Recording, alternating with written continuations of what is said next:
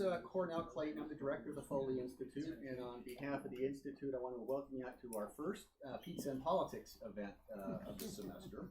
We're going to have actually a very busy semester coming up, and I'm going to give you just a couple of dates to put on your calendars. This is by no means all of our events, but some of the ones I want you to pay attention to. Our next event is going to be on September 4th. We have Rebecca Kraft, who's a professor of psychology actually here at WSU, but one of the country's leading experts on the effects of marijuana. And so she's going to be talking about, the title of her talk is Marijuana, Evil Weed or Medicinal Miracle. So that will be a fascinating talk. I know it's a topic that a lot of students are interested in, so I encourage you to come out to that. Then on the 24th, we're going to have a policy symposium on the opioid crisis. On October 2nd, we have Amy Allen, who is one of the leading feminist theorists in the country. She's from the University of Pennsylvania. She'll be here. We don't have a title for her talk yet, but it'll be something related to the Me Too movement and where that is. We have on October 5th, Chris Matthews of MSNBC's Hardball. He's unfortunately not going to be for you on Pullman's campus. He's going to be speaking up in Spokane. That's a Saturday, and he'll be doing 2 events for us up there. And then on October 28th, we have Bob Ferguson, of course, the Attorney General of the State of Washington. He'll be talking about his most recent lawsuits against the Trump administration. So that's one other. October 8th, we have Stephen Levitsky, who's the co-author of How Democracies Die, which, if many of you know that book, was on the New York Times bestseller list for several months last year. He's going to be talking about authoritarianism and democracy in America at a public lecture at 4:30 on October 8th. And then the following day, he's going to be doing a pizza and politics session on Latin America and inequality. So I encourage you to put all those on your calendar. So let me also say, if you're here for the Common Reading Program, there'll be sign-up sheets out in the foyer after the event. They won't be available after the event, but they're out in the foyer outside there. Okay, so now it's my pleasure to introduce to you a friend of mine and someone who's got a very interesting background, and I think will give us a really interesting discussion, Dr. Chris Kilford. He's the president of the Canadian International Council in Victoria, British Columbia, and a fellow of the Queen's Center for International Defense Policy, as well as a research fellow with the Conference of Defense Associations Institute. Chris holds a PhD from Queen's University in Ontario. He has taught numerous courses on geopolitical issues for the Royal Military College and the Canadian Forces College. Chris's long career in the Canadian Armed Forces was capped by postings as a deputy military attaché at the Canadian Embassy in Kabul, Afghanistan, and then he served for over 3 years as the defense attaché at the Canadian Embassy in Ankara, Turkey. Since retiring from the military, Chris has written extensively about Canadian defense and foreign policy issues and about Turkish and Middle East matters.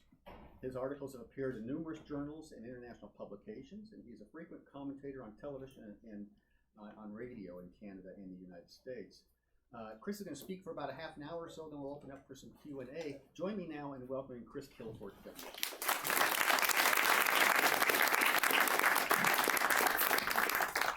It's a real pleasure to be here. You should never say Chris Kilford is going to talk for 30 minutes anywhere, because that never happens. It is a real delight to be here today. And we're going to do a grand tour de force of Turkish history, starting in the past and bringing you right up to current events. But I'm going to start off with you what it felt like to be me on the 15th of July 2016. I was teaching online from home, teach a few courses here and there, and I went for a run around lunchtime. And then I came back and I dived into the shower. And then as soon as I got out of the shower, the phone started to ring. And I thought, okay. I picked it up and I was dripping wet, and typically you think, oh, who's this? So I pick up the phone and it's my friend Don Scott, and Don says to me, Chris, there's a military coup happening in Turkey right now. And I said, Don, you better not be fooling me. Is this a joke? And he said, no, it's not a joke. My heart started to race because it was unbelievable that this might be happening. So I put the phone down and I'm standing there and I hear my cell phone ring. So I, dripping wet, pick up the cell phone, and it's our Canadian equivalent of CNN. And they said to me, "Chris, there's a coup happening in Turkey right now." And I said, "Yes, I know." And then I dried off as quickly as I could, and I spent the next sort of 9 to 10 hours on our national network covering, one of our national networks, and a few others have called, covering that whole coup from start to finish. And it was frightening if you were in Turkey at the time. There's lots of speculation as to who was behind that coup. We may have time to get into that today. But I thought I would just start off with that because Turkey is such a pivotal country, internationally and regionally, and there's so much going on, it's sometimes impossible to keep up. But what we'll try to do today is cover what I have here. I'm going to set the scene with you for those that haven't been to Turkey before. We're going to take a look back in time. We're actually going to go back to the Ottoman Empire. Now, don't run. It's really important to go back to the Ottoman Empire because what happened in the Ottoman Empire impacts what happens in the region today. We'll have a look at the rise of the AK Party. That's President Erdogan's party, the current president in Turkey. We're going to look at civil-military relations, Syrian refugees in Turkey. I want to focus on that. And then we'll have a look forward, the prognosis for the country and the region going forward, and then talk about the key takeaways of today. This is like a year-long course in 35 minutes, so stand by. And I know that there are friends from Turkey here who are studying, and if I skip over Turkish history, and I apologize ahead of time. I wanted to start, though, with this fellow here that you see. That's my grandfather, who fought at Gallipoli against the Turks in 1915. He survived Gallipoli and went on to the Second Battle of Gaza, where he was wounded. And then when I was doing my PhD, I had to study the Ottoman Empire. I wasn't impressed at the time that I had to study the Ottoman Empire, but I did. And then I looked at Turkey in the 1960s and 1970s because a lot of my focus is on civil-military relations. And then out of the blue, because our military would never think to do this in an organized fashion, I ended up in Turkey as a military attaché. I could have ended up anywhere, but I ended up in Turkey. And then from there, I carried on focusing on Turkey and Turkish issues. And this led to this presentation, which I've given all over the place, but this is actually the first time in the US that I've actually given this presentation. Yes. So let's start. Let's go back by setting the scene. Yeah, it's a big country. Turkey's a large country, has a population of 80 million, with an additional 3.5 to 4 million Syrian refugees that now call Turkey home.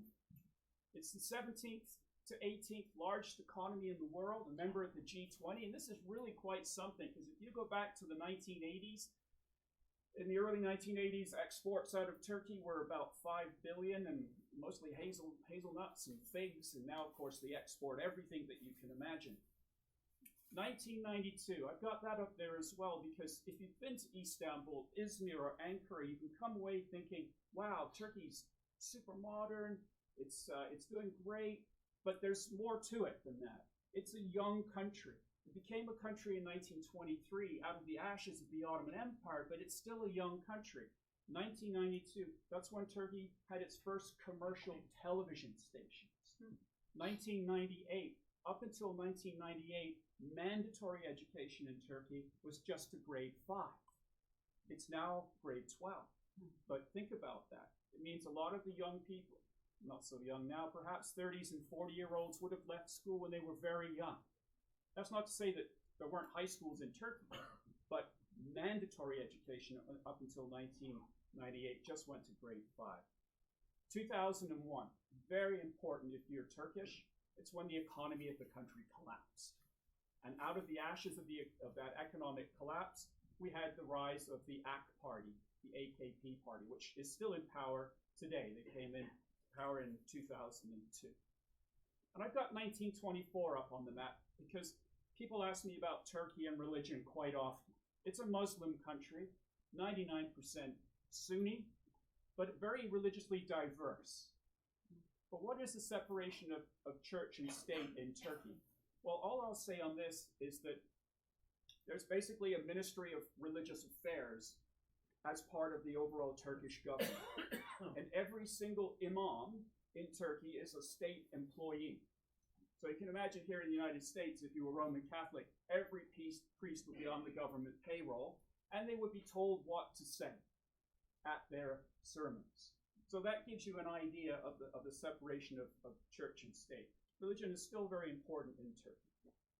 I wanted also then to talk about the region, because I think Turkey sometimes gets a lot of bad stick because of the policies that they adopt from time to time. But when we look around the region, if we look up, we don't have to go chronologically here. 2008, up on the slide here, that's when Russia invaded Georgia. 1988 to 1994, we had Armenia and Azerbaijan fighting one another. It's still a frozen conflict, and Azerbaijan is one of Turkey's key allies. 1993, the border with Armenia closed. It's been closed ever since. 1979, the Carter administration put sanctions on Iran, a major partner for Turkey, and those sanctions have just become more and more and more over time. 1980-88, the Iran-Iraq War. 1991, in Iraq. 2003, in Iraq invasions. The civil war in Syria. This just gives you an idea of what this neighborhood is like. It doesn't matter who's in power in Ankara, they always have to face these incredible challenges around their borders. And then internally, 1984, the rise of Abdullah Öcalan and the PKK, the Kurdish Workers' Party. There has been an insurgency in the southeast that's been going on for decades. 40 to 50,000 people have been killed. And I was very fortunate when I was in Turkey in 2013. There was a little bit of a break in fighting. A bit of a peace agreement was put in place, ceasefire if you like. And I was able to travel into this area, into Yüksekova area, into Hakkari, and all of the regions where this fighting takes place. I served for a year in Afghanistan, and all I can tell you really is to say that in the southeast it resembles Afghanistan. It's a deadly place to be. You don't go there today, for example. And then in 2016, of all things, when we think that the Turkish military has been written off and put in a box, there's a military coup. And from where I live in Victoria and where you live here in Pullman, it may have seemed like 1,000 miles away, and just another rough 24 hours in Turkish history, but believe me, it really affected that country deeply. And we'll have a chance to talk about that. So that's the overview. And now, as I promised, I wanted to take you back to the Ottoman Empire, because it's so important when we talk about Turkey to think about the Ottoman Empire. Look at this empire. So when my students talk about the First World War and the fact that the Germans lost, they always say, oh, the German Empire, the Austro-Hungarian Empire, it failed. The Russian Empire collapsed. The British Empire, yes, they won. The French, yes, they won. Nobody ever talks about the Ottoman Empire. It's like it didn't exist. But it was there, and it was tremendously influential. But over time, as the West gained in power, bits of it began to get chipped away. One of the first major pieces to be lost was the Russians, Crimea, in 1783. And then other parts of the empire began to get picked at. The French, the Italians in Libya in 1911, the British in Egypt, preceded by Napoleon, and then Cyprus being handed over to the British for administration purposes in 1878, and then they annexed it in 1914. 1911, 1913, all the wars through that area, Bulgaria, Bosnia-Herzegovina, and so forth. Bits and bits being chipped away. By 1875, 1876, the Ottoman Empire was broke. They had no money. And in 1881, the Ottoman Debt Public Administration Office sets up in the Turkish Ministry of Finance, and it's run by foreigners. Essentially, at this point, what's left of the empire is still an empire, but the Ottoman Empire is essentially a colony of Europe. It's being run by British bankers and French bankers. They're controlling everything. They're actually giving the Sultan his allowance. And this goes on until the First World War. But just prior to the First World War, of course, we had a military coup in 1908, the Young Turks, which I'm sure many of you are familiar with. And it gives rise to people like Enver Pasha, who's the war minister. And when the First World War breaks out, he's weighing up, whose side should I be on?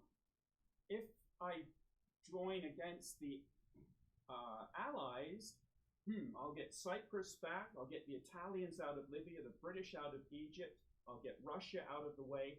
And so he decides to enter the war on the side of the Germans and the Austro-Hungarians with a view to getting back all of the bits of the empire that have been chipped away. Of course, it's a fatal mistake, because in the end, they lose.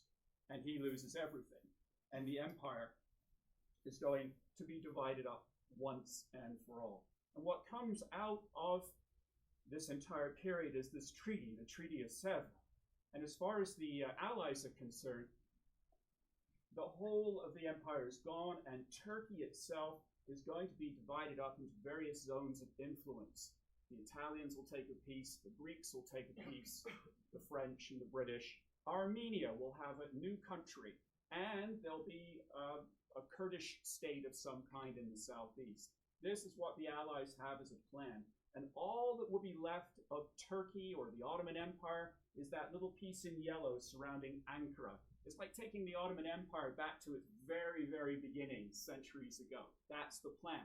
Of course, it doesn't go to plan because of Mustafa Kemal Atatürk, the founder of Turkey, that is able to make his way into the eastern part of the country, rally the armies that are there, the only Ottoman Empire armies that are still intact. Why? Because the Russians fall out of the war in 1917 because of the revolution there, and they leave. And so the armies that are left in the eastern part of Turkey still have their weapons, and they're still fairly well organized, and he's able to rally them. And by 1922, August, the 30th of August is Victory Day, that's tomorrow in Turkey, defeat Greek forces that are closing in on Ankara. So he defeats them at a major battle, turns his troops towards Camp Constantinople, where the British and the French are, and he tells them to leave. And they think about it, and they decide it's probably best to leave, and they hand over what we now know as Turkey to Mustafa Kemal Atatürk. The Ottoman family is expelled, and we have a new republic that comes together in October 1923. Now, he's a great reformer, Mustafa Kemal Atatürk. He understands that if he is going to have, if his country is going to survive, if Turkey is going to survive, he has to undertake some major reforms. First thing he does, very important, he puts Fevzi Çakmak as his chief of the general staff. And he leaves him there for 21 years. A long time to be chief of the general staff. But he leaves him there because he's so afraid of the armed forces trying to push him aside, because he's making so many reforms very quickly, and militaries tend to be quite conservative. 1924, he bans the Kurdish language. 1925, we have the Hat Reform Law, which bans the fez. No more wearing a fez. Atatürk appears in public with a Panama hat with a brim. It was terribly controversial, but he thought that the fez made people look backward. New laws are introduced, replacing Sharia law. The Latin alphabet comes into play, and the Ottoman sort of Arabic script is out. Women gain the vote, and very, very cleverly, İsmet İnönü, who comes into power after Atatürk dies, keeps Turkey out of the Second World War. This was a very delicate game that İsmet İnönü played between the Allies, the Russians, the Germans, all sides putting pressure on Turkey to come into the war. But he only enters the war on its final few days on the side of the Allies. Very clever. I sometimes liken him in a way to the current situation where Turkey plays this very careful balancing act between the Russians and the Americans, the European Union and others, the Middle East. Never quite sure exactly what's going to work out, and that's because of the environment the country lives in. Now, up until 1946, Turkey was a one-party dictatorship. There were elections in 1946, but they were not free and fair.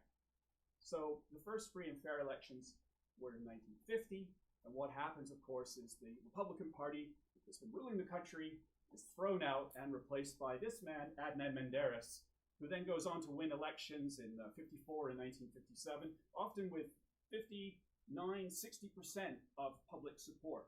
He's drawing on a very conservative base that were quite unhappy with many of these reforms that were introduced so quickly.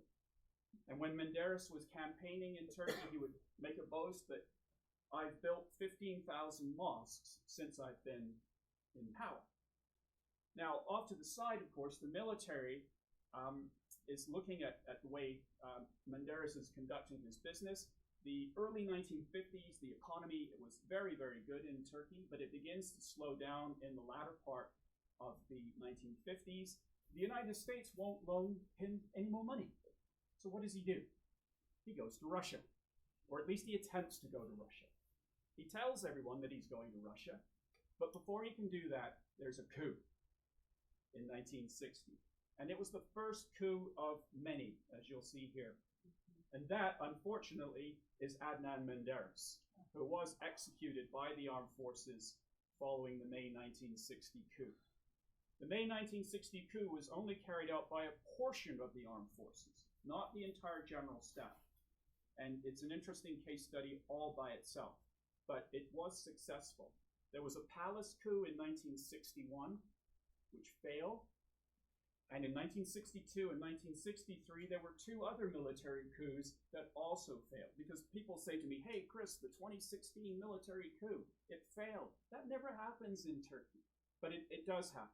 There have been cases where the Turkish military have tried to overthrow the government and have not succeeded. Now, what happens next, of course, is that every time the military returns power to civilians, they don't like the way it goes. Because religion creeps in, cronyism creeps in, corruption keeps creeping in, and the military constantly is intervening. So in March 1971, we have basically the government's given a memorandum saying do something or else, and they all resign. And in September 1980, we have a full coup by the Turkish general staff, followed by 3 years of military rule.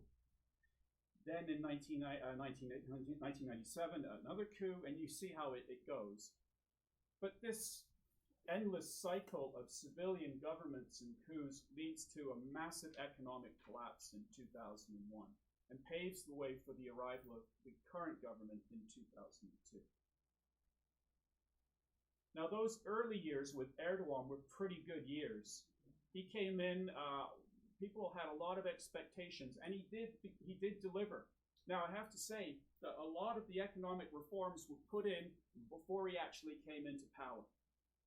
Kemal Dervish, an economic expert, had been brought in by the previous government, and working with the IMF, had laid out many of these reforms that Erdogan then rode along in those early years. And we see great improvements at that time with in the economy. Talks with the PKK, a warming up of relations with the European Union, and at this time, everybody starts to look at Turkey. If you remember the Arab Spring, people were saying about what they were saying about Turkey. Turkey, yes, a model Islamic democracy that the rest of the region should look to, whether they be Egypt or Tunisia, Syria, and so forth. It's a model for the rest of the Middle East. And I've put the armed forces badge here underneath Erdogan because as much as Erdogan can, let's say, rub you the wrong way, the military all through this period when he's in power are doing everything possible to get rid of him. So you have cases of military officers resigning, of people showing up and basically saying, you know, we're not going to support you. When his colleague Abdullah Gül is running for the presidential office in 2007, they issue a memorandum on the military website that reads very much like the 1971 and 1997 memorandum. and previous governments would have resigned. But Erdogan didn't. He called elections earlier, got a bigger turnout in the vote, and basically put the military back into their place. So in that period, up until say 2010, 2011, we can pick a date, things were looking good. And then the Arab Spring, and a whole bunch of things start to happen, and relationships collapse. Now, the first relationship to collapse is the one with Bashar al-Assad. The Turkish government and the Syrian government were very close with one another. These two guys would go on holidays with their families. The two cabinets would meet in tandem. The militaries would exercise with one another. But with the Arab Spring and dictators being out, the pressure starts to build. And Erdogan thought, well, you know what? We're fairly influential in Syria. If I send my foreign minister down there, he'll talk to Bashar al-Assad and he'll step away, and it'll be great because we'll put our own people in power, and that'll increase our influence. And of course, that didn't happen.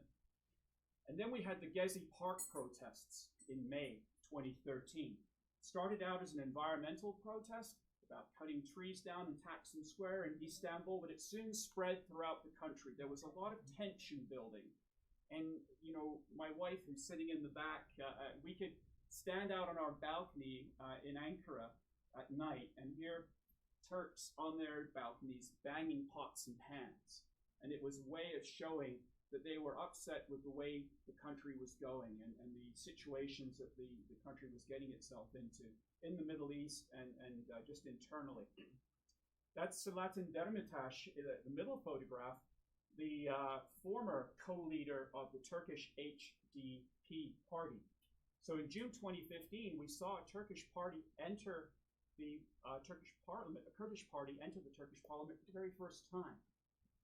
And it was a big moment. There had been Kurdish parliamentarians in Kurdish Turks in the parliament before, but to have a party pass the 10% threshold that they have proportional representation. 10% is a very high threshold. To actually pass that threshold was a big moment in Turkey's history.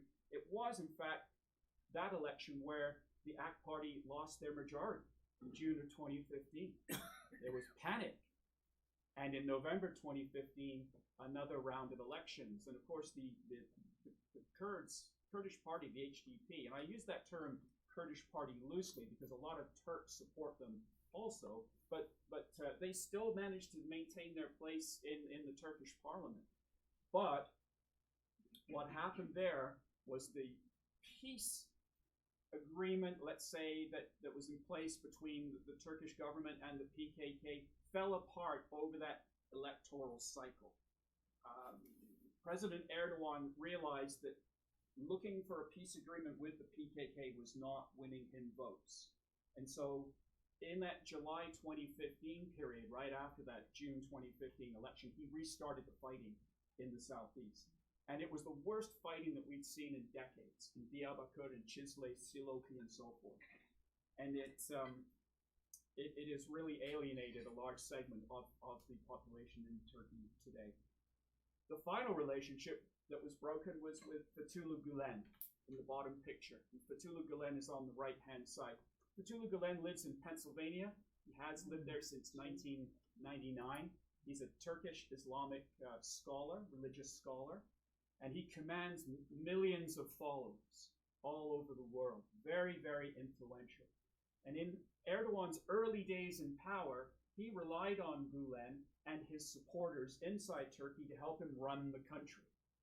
And it was all going really well. But like anything, sometimes relations go sour. And these two began to have disagreements over various domestic and foreign policy issues. And the fighting became quite intense internally. And what we saw in December 2013 were allegations of corruption against the Turkish government, led by prosecutors allegedly aligned with the Gulen movement, which led to the resignation of 3 cabinet ministers, and after that the gloves were off. And these two started fighting one another. And Erdogan began to close down media outlets and businesses that were run by followers of Fethullah Gulen. So this fighting became quite visceral, and it resulted in, I'll come back to that. It resulted in the coup in 2016, the one I spoke about earlier on. Now, initially, this coup, as it was reported on many channels, was going to be a great success because Erdogan had made so many enemies, if you like, along the way, certainly over the last few years, that people, especially in the US and some other countries, were quite happy that he was going to be tossed out of power. And you can see some of the reporting here. But that's not what happened, because late into the coup, President Erdogan found his way onto CNN Turk on FaceTime to tell the nation that he was still alive and everything was fine, and they were regaining the upper hand. Now, if anybody's ever studied coups, you know how delicate things are. You have to hide what your plans are. You could have spies in your ranks. As soon as you cross the start line, plans change and things can go terribly wrong. And why did this coup fail? The coup failed because partly it was started 6 hours ahead of schedule. They were going to start this coup on the 16th of July at sort of 3 a.m. in the morning, which is a good time to start a coup because people are in bed and the roads are clear and you can maneuver and get into place. But they were found out. And the military and the intelligence services became aware that they were planning a coup. Now, I have to say, it shouldn't have come as a great surprise, because if you look at the newspapers in Turkey in January, February, March, and the lead up to this coup, that's all they were talking about. There's going to be a coup, there's going to be a coup. And the Turkish military comes out and says, no way. They put out a release. Anybody that says this again will be legally challenged. But there you go, we have it, and a coup happens. Leading government figures were not captured. They didn't get control over social media. Opposition parties sided with the government. You can read it here. But the fact is, people died. And by starting this coup 6 hours ahead, well, if you've tried driving in Istanbul on a Friday night, you know how difficult that can be. And Turkish columns were moving into position. Pro-coup columns of tanks were trying to move into position, and they couldn't. They're getting stuck in traffic. If you read the transcripts of some of the officers who were in charge of the coup itself, they're telling their commanders, I'm stuck, I can't move. And their commanders are saying, just machine gun people out of the way. Okay? I mean, this is, whether you believe the coup was staged by the government or poorly organized, it doesn't matter. There were troops on the streets and they were killing people. And that's the bottom line. And what happened afterwards, of course, it was perfect for Erdogan because he was already attacking the Gulen movement, his former allies. Now, this gave him a carte blanche to go after everybody. And we saw over 150,000 people losing their jobs, many going to jail, and it's still going on. And I'll talk about that in a short while. A state of emergency was imposed, and most importantly, just before the state of emergency was lifted, Turkey left its parliamentary system of government and adopted a presidential system of government, which really puts all the power in President Erdogan's hands. So that was a major, major change. And this is what the aftermath of a coup looks like in real time. These are the coup leaders, the generals. General Akın Öztürk in the middle, former 4-star Air Force commander. He was part of the the military government security team after that, still serving. But here he is, dressed in civilian clothes, at Akinci Air Base, which was the headquarters of the coup leaders, and on his way to jail. And he's currently serving. I couldn't even begin to tell you how many life sentences now because of his role in the coup. So I want to go back to the slide I skipped over, which is this one. I want to talk also about refugees. There's so much more we can talk about vis-a-vis the coup, but it was, let me just say to you that it really affected that country in many, many ways. And also affecting the country is, of course, Syrian refugees. Now, I got up top Kilis. You'll see Kilis there and a triangle, a green triangle. In June 2012, I was standing inside the Kilis refugee camp. It was built for 30,000 people. And the Turkish refugee camps are really good refugee camps. I'm sure if you've been to refugee camps, some of them are pretty iffy. But Turkish refugee camps, very well organized, hospitals, pharmacies, schools, you name it. Capacity in Kilis for 30,000. When I was there in June 2012, there were about 10,000 refugees. We pressed the Ministry of Foreign Affairs to say, how many refugees can you take if that whole situation in Syria goes boom? And they said, well, maximum 100,000. After 100,000, we're in real trouble. Well, of course, they took in about 4 million after that.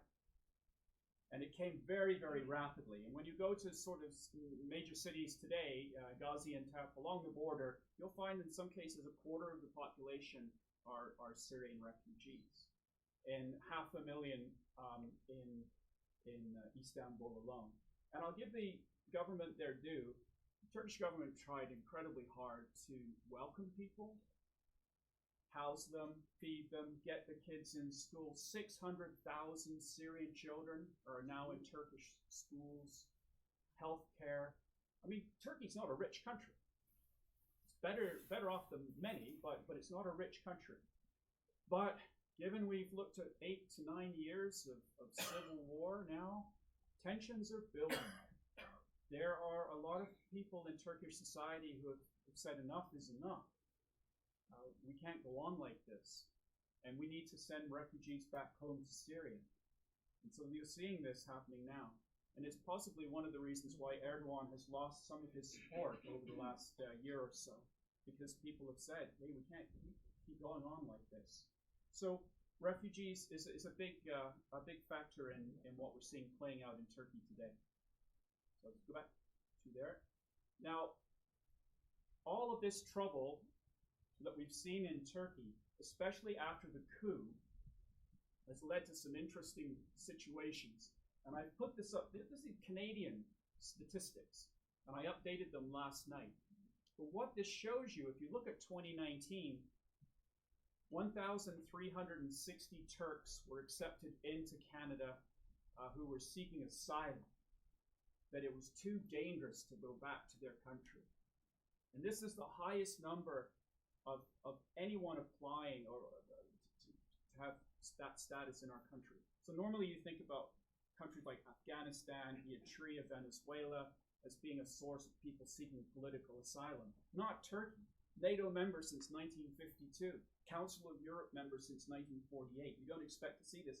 But this isn't just playing out in Canada. This is playing out in the US and everywhere else. Many Turks who were followers of Fethullah Gulen, who Turkey blames for being behind the coup in 2016, are afraid to go home. They can't go home. They'll be put into prison. And so they claim asylum. And very key people in the military, for example, refusing to go home because they're worried about persecution. So this is where we sit today with Turkey. It's just an indicator, one indicator of the challenges that country faces. So this is my grand summary slide, and I know everybody's focused on the baby carriage, and I will get to that. But where are we? Where has this country come from in the sort of last 10 years, 15 years? You know, if you go to Time in 2011, up on the top right-hand corner, Time was full of praise for President Erdogan, then Prime Minister. Erdogan's way. He was influential and really changing things in Turkey in a positive way.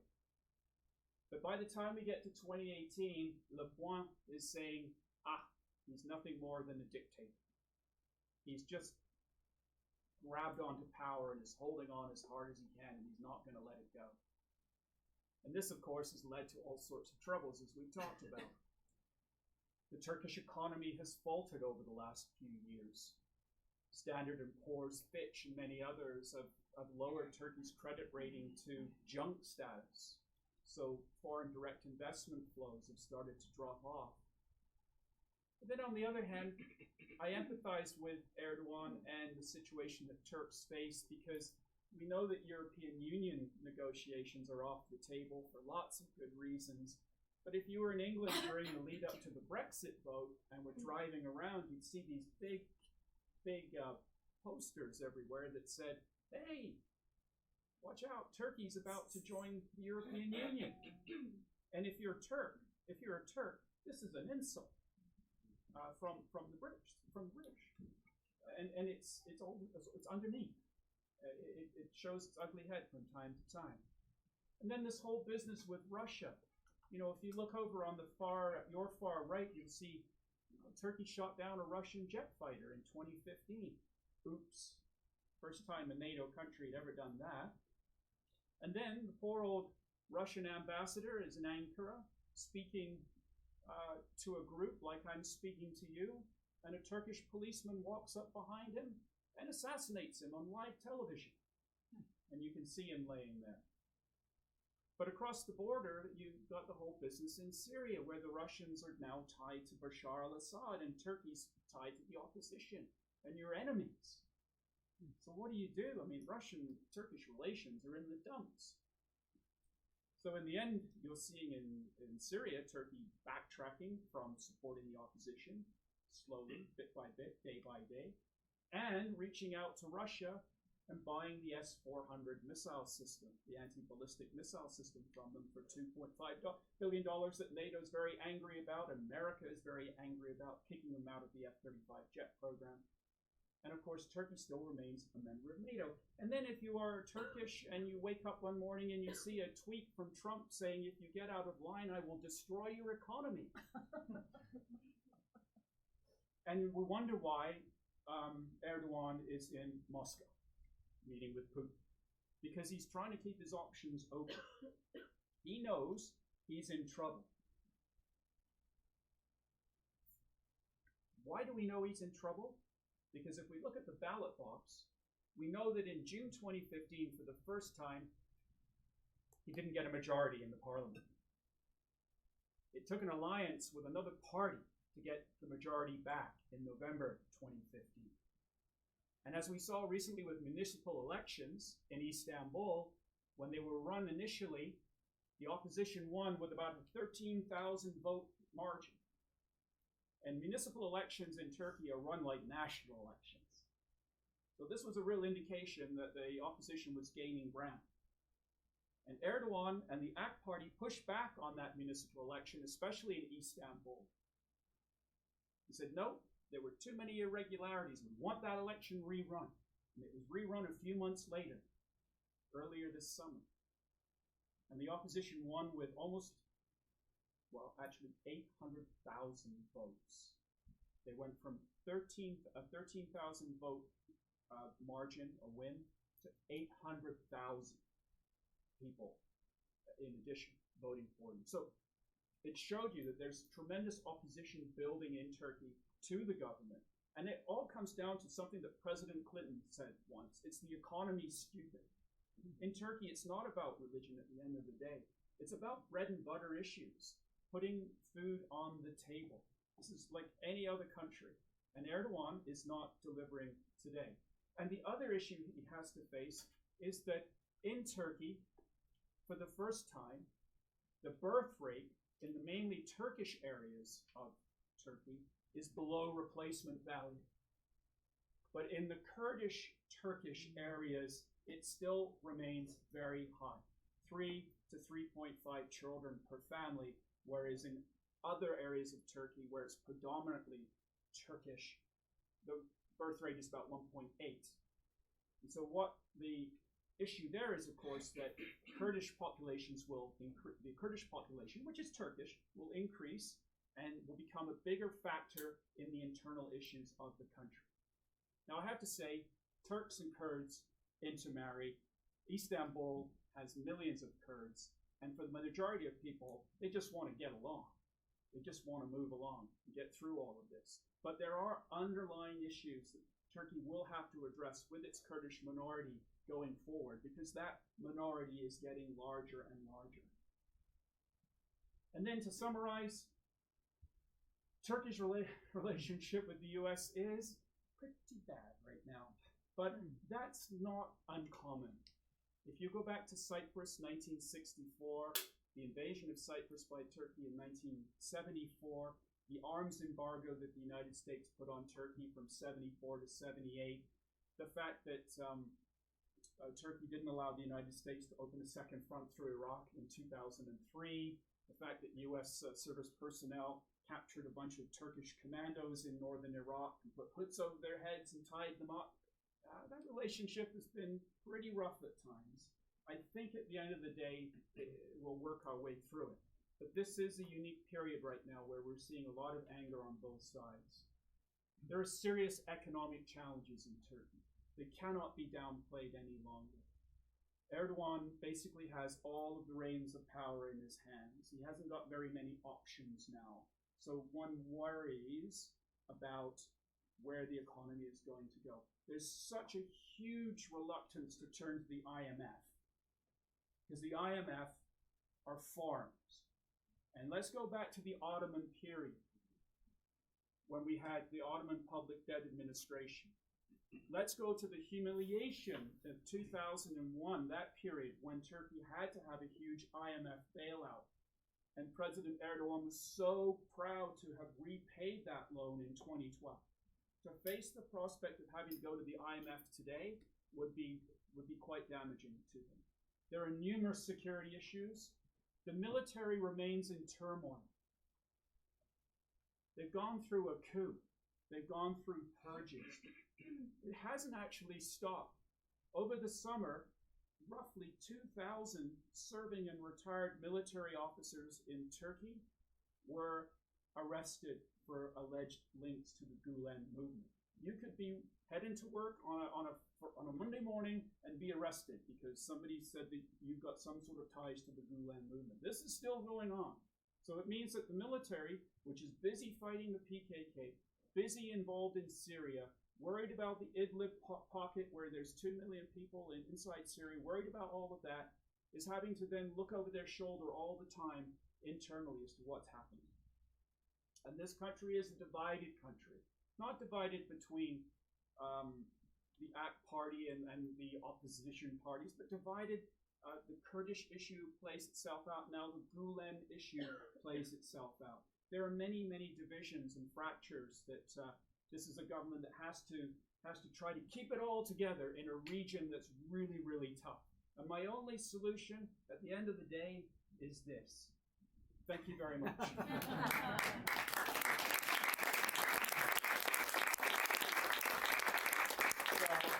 We're not going to take a copy, but we have about 10 minutes for some Q&A. I have lots of questions, but I'm going to let, because I can text you later. So I'm going to open it up to the audience. Yeah.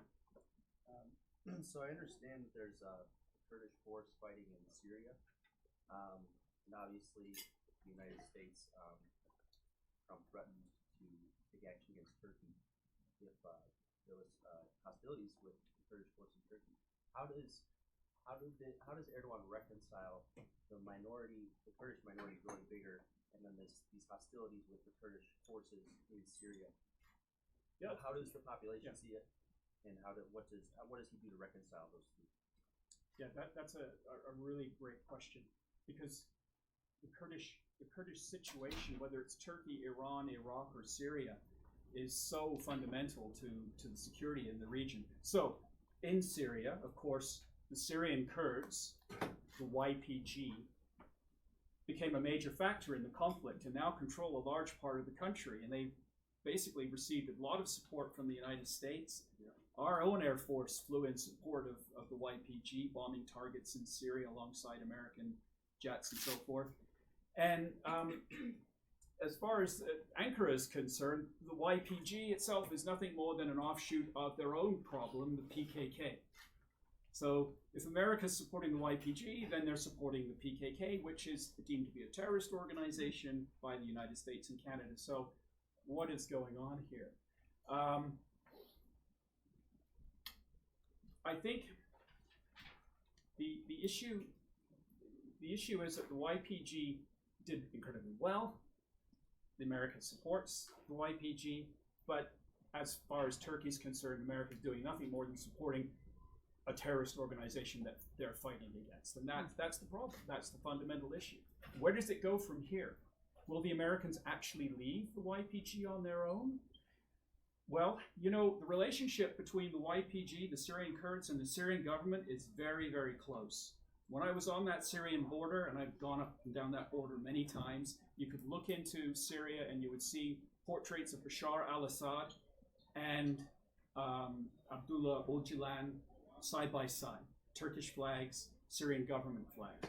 I think that the Kurds in Syria will work out a deal with the government and they'll have some degree of autonomy. And it suits Bashar al-Assad to keep it that way because it will be a thorn in the side of Turkey going forward, something he can turn on and off when it's required. And let's be clear, Russia is calling all the shots in that area. No one does anything. If Turkey thinks that it's going to conduct an operation, they would need a green light from Russia. And that's what they've had to do for other operations that they've conducted in the region. So there we go. And the problem that the YPG have is every time they say they're not allied with the PKK, they show up on a parade with a big banner of Abdullah Öcalan, who founded the PKK. And the Turks just go, I told you so. So let's just say it's complicated.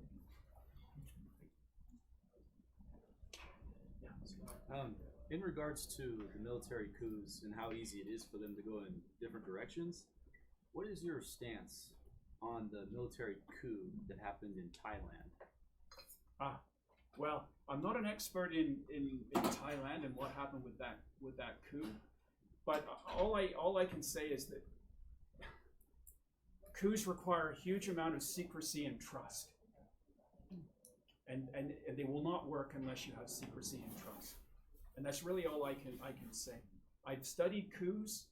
I've not studied the one in Thailand in any detail, so I wouldn't want to pretend I'm an expert on that particular coup. But without secrecy and trust, they will fail. I know that this is going to be kind of a dumb question. No. Due to the history of the coups, I think a civil war was probably broken out at some point. Yeah. Is this potentially a prelude to a civil war, or is it just going to be back to the pattern of coups? Yeah, I don't think so. I don't think Turkey would break down into civil war. If you like, they have one going on in a sense with the PKK. Not all Kurds support the PKK. Many vote for the AK Party and other parties. They do not support this quasi-Marxist ideology that the PKK espouses. They don't like that at all. But also the PKK does stand up for fundamental Kurdish rights that the government has trouble with recognizing. So yeah, I mean, this is a country within an internal conflict already. But in terms of the wider society, no, I don't see that. I don't see that. So you'd say a majority of Kurds are happy with the current situation. They don't want their own state. The PKK and YPG represent kind of a minority view. Well, Kurdish nationalism has always been there. It's not gone away. It's just that the Kurdish community is divided, and they would have to get their own internal act together before we could even go there. Because if you go to the KRG in Iraq, they do quite well. Turkey has been a major investor into that area, but then in Syria we're not sure, and in Turkey, and we have the Kurds in Iran and elsewhere. Before we would start talking about a state, that's a long, long way off. At the moment, it's about fighting for fundamental rights within the countries that you have to be in. That's the challenge. You say the military is divided, and Erdogan's power is receding. So, what's your best guess for the next 10 years in Turkey? Where are things going to end up? Well, I always say to people, the one thing you don't want to do if you're an expert on Turkey is say that there'll never be another military coup. Because after the 1960 coup, and when power was handed back to the government, many of the experts at that time, especially in the United States, said, yeah, good, the military's gone back to the barracks. We won't see them again. How wrong they were. And after trials of Turkish officers for alleged coup plotting in 2003, 2004 took place, and many of you will have heard about Balyoz Ergenekon and so forth, officers going to jail for alleged coup plotting and then subsequently released. But many people at that time said, well, the military's done for. They'll never be a factor in Turkish politics. Erdogan has put them back in the box. So we wrote them off. And again, we could talk about that coup for a whole other hour. But no matter who was behind it, doesn't matter. A bunch of military officers, and there were quite a lot of them, decided that they were going to have a go. And it didn't work. So never write them off, because they're still tremendously influential. General Akar, who was Chief of General Staff during the coup, he's now the Minister of National Defense. And OYAK, which is a private pension organization run by the Turkish military, owns a ton of businesses internationally and domestically. So still very influential, and not to be written off as a factor in the future, unfortunately. I think Turkish politics, even without Erdogan, we're going to still see fractures. There are many things that need to be repaired internally, and it'll take some time. So even if Erdogan was to leave tomorrow and there's talk about new political parties forming under different leaders, I don't think that's the solution either. I think the opposition parties need to look at their current leadership and replace them. I think that there's we need a new refreshment of leadership in Turkey going forward. We have time for one last question. I'd like to ask, what do you think about why former Minister of Foreign Affairs Ahmet Davutoğlu's neo-Ottomanist policy towards Middle East failed?